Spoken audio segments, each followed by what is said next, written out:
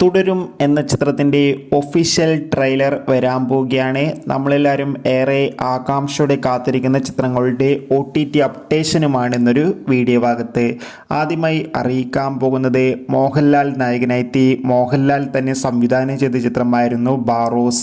ചിത്രത്തിന് കാര്യമായ വിജയമൊന്നും സ്വന്തമാക്കാൻ വേണ്ടി സാധിച്ചില്ല. ഒരു മിക്സഡ് അഭിപ്രായമായിരുന്നു തിയേറ്ററുകളിൽ നിന്ന് പുറത്തുവന്നുകൊണ്ടിരിക്കുന്നത്. എന്തായാലും ഏവരുമേറെ ആകാംക്ഷയോടെയാണ് ബാറോസ് എന്ന ചിത്രത്തിൻ്റെ OTT അപ്ഡേഷൻ അറിയാൻ വേണ്ടി കാത്തിരിക്കുന്നത്. ഫൈനലി ചിത്രത്തിൻ്റെ OTT അവകാശങ്ങൾ ഡിസ്നി പ്ലസ് ഹോട്ട്സ്റ്റാർ എന്ന OTT പ്ലാറ്റ്ഫോം സ്വന്തമാക്കിയെന്ന് കൺഫേം ആക്കിയിട്ടുണ്ട്. ചിത്രം ഉടൻ തന്നെ OTT റിലീസ് ചെയ്യും.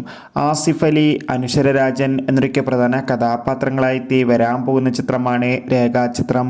എല്ലാ സിനിമാ പ്രേമികളും ഒരേപോലെ ചിത്രത്തിൻ്റെ റിലീസിനായി കാത്തിരിക്കുകയാണ്. ചിത്രം നാളെ ജനുവരി 9 തിയേറ്ററുകളിൽ എത്തുമെന്ന് ഒഫീഷ്യലായി കൺഫേം ആക്കിയിട്ടുണ്ട്. എന്തായാലും ചിത്രം എന്ന ചിത്രത്തിൻ്റെ കൂടുതൽ അപ്ഡേഷൻ അറിയാൻ വേണ്ടി കാത്തിരിക്കാം. ഒരുപാട് പ്രതീക്ഷകളോടെയാണ് എല്ലാവരും ചിത്രത്തിനായി കാത്തിരിക്കുന്നത്.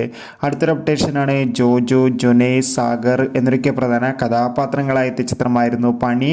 ചിത്രം ഈ വരുന്ന ജനുവരി 16 സോണി ലീവ് എന്ന OTT പ്ലാറ്റ്ഫോമിലൂടെ OTT റിലീസ് ചെയ്യുമെന്ന് കൺഫേം ആക്കിയിട്ടുണ്ട്.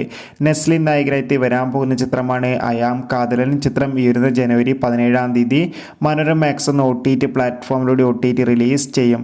തരുൺ മൂർത്തിയുടെ സംവിധാനത്തിൽ മോഹൻലാൽ, ശോഭന എന്നൊക്കെ പ്രധാന കഥാപാത്രങ്ങളായി വരാൻ പോകുന്ന ചിത്രമാണ് തുടരും. ചിത്രം ജനുവരി 30 തിയേറ്ററുകളിൽ എത്തുമെന്ന് കൺഫേം ആക്കിയിട്ടുണ്ട്. ചിത്രത്തിൻ്റെ ട്രെയിലർ അടുത്ത ആഴ്ച റിലീസ് ചെയ്യുമെന്ന് കൺഫേം ആക്കിയിട്ടുണ്ട്.